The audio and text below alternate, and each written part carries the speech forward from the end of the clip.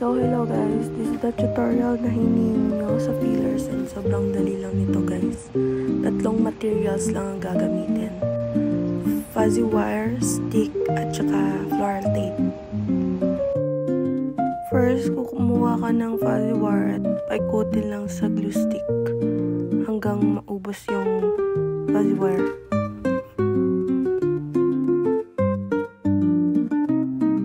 After paikutin guys, kumuha lang po kayo ng any na kung saan kayo komportable gamitin. Kasi kami, magamit po kami ng barbecue stick and ganun lang po kadali guys. Lagyan lang ng floral tape. Hindi po kami gumagamit ng glue gun or glue stick para idikit siya. Pagkatapos lagyan ng floral tape, ayusin na ng konti para maging maganda. Yan, ganyan lang po kadali gumawa ng spring na fillers.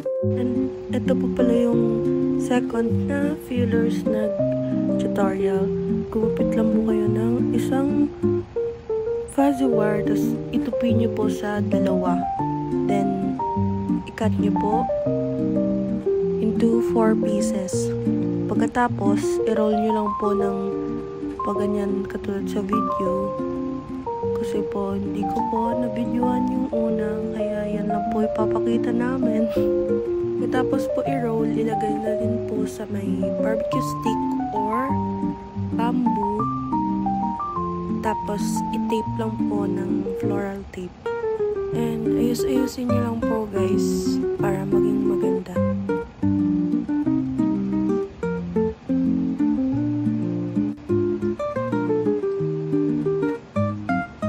And, ito po yung pangatlong fillers na gagawin natin.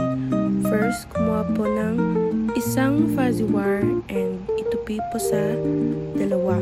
Ni-measure ko lang po sa pangalawang guhit ng daliri ko and tinitwist ko ng 2 beses. Tapos, pinapasok po yung excess fuzzy wire dun sa gitna and twist ulit po. Ayusin lang mabuti guys and gumawa po ulit. Same procedure lang to guys. I-fold sa half, measure sa pangalawang guhit ng kamay, then twist, ipasok yung excess na fuzzy wire and twist ulit. And ayusin lang guys para maging mukhang dahon siya. After po nyan, ilagay na po sa barbecue stick and lagyan po ng floral tape.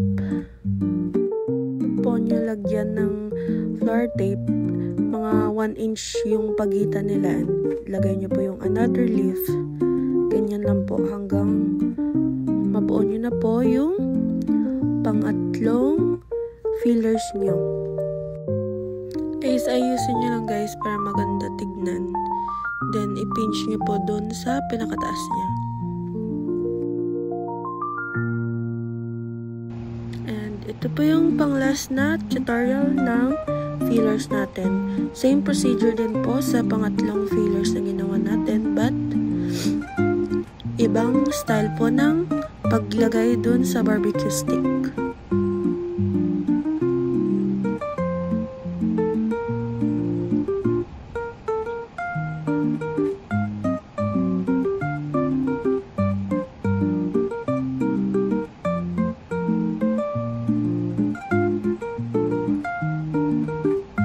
Ito po yung sinasabi kong ibang style.